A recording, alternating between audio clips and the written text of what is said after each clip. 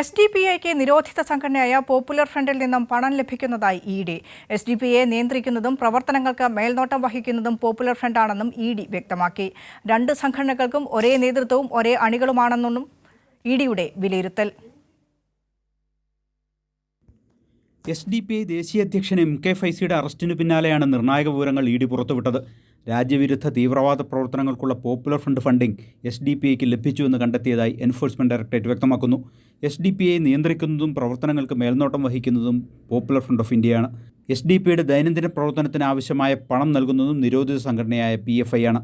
രണ്ട് സംഘടനകൾക്കും ഒരേ നേതൃത്വവും ഒരേ അണികളുമാണുള്ളത്. നയരൂപീകരണം, തെരഞ്ഞെടുപ്പിൽ സ്ഥാനാർത്ഥികളെ നിശ്ചയിക്കൽ, പൊതുപരിപാടികൾ, കേഡർ മൊബിലൈസേഷൻ എന്നിവയ്ക്കെല്ലാം SDPI പോപ്പുലർ ഫ്രണ്ട് ഓഫ് ഇന്ത്യയെ ആശ്രയിക്കുന്നു. SDPIക്ക് വേണ്ടി വിദേശ രാജ്യങ്ങളിൽ നിന്നടക്കം പോപ്പുലർ ഫ്രണ്ട് പണം പിരിച്ചിട്ടുണ്ട്. തെരഞ്ഞെടുപ്പ് ചെലവുകൾക്കായി വൻ തുക നൽകിയതിൻ്റെ രേഖകളും ലഭിച്ചു. കോഴിക്കോട് പോപ്പുലർ ഫ്രണ്ടിൻ്റെ ആസ്ഥാനത്തു നിന്നും ഇക്കാര്യങ്ങൾക്കാവശ്യമായ തെളിവുകൾ കണ്ടെത്തിയിട്ടുണ്ടെന്നും ED പത്രക്കുറിപ്പിൽ വ്യക്തമാക്കുന്നു. രാജ്യത്ത് ഭീകരവാദ പ്രവർത്തനത്തിനായി PFI പിരിച്ച പണത്തിൻ്റെ വിഹിതം MK ഫൈസി കൈപ്പറ്റിയെന്നാണ് EDയുടെ മറ്റൊരു കണ്ടെത്തൽ. 12 തവണ നോട്ടീസ് നൽകിയെങ്കിലും ഫൈസി ഹാജരായില്ല. തുടർന്നാണ് കഴിഞ്ഞ ദിവസം വിമാനത്താവളത്തിൽ വെച്ച് ഫൈസിയെ അറസ്റ്റ് ചെയ്തതെന്നും എൻഫോഴ്സ്മെന്റ് ഡയറക്ടറേറ്റ് വ്യക്തമാക്കിയിട്ടുണ്ട്. നിരോധിത സംഘടനയായ പോപ്പുലർ ഫ്രണ്ടുമായുള്ള SDPIയുടെ ബന്ധം വ്യക്തമാക്കുന്ന തെളിവുകൾ ലഭ്യമായി എന്ന നിർണായക വിവരമാണ് ED നൽകുന്നത്. കൈരളി ന്യൂസ്, കൊച്ചി.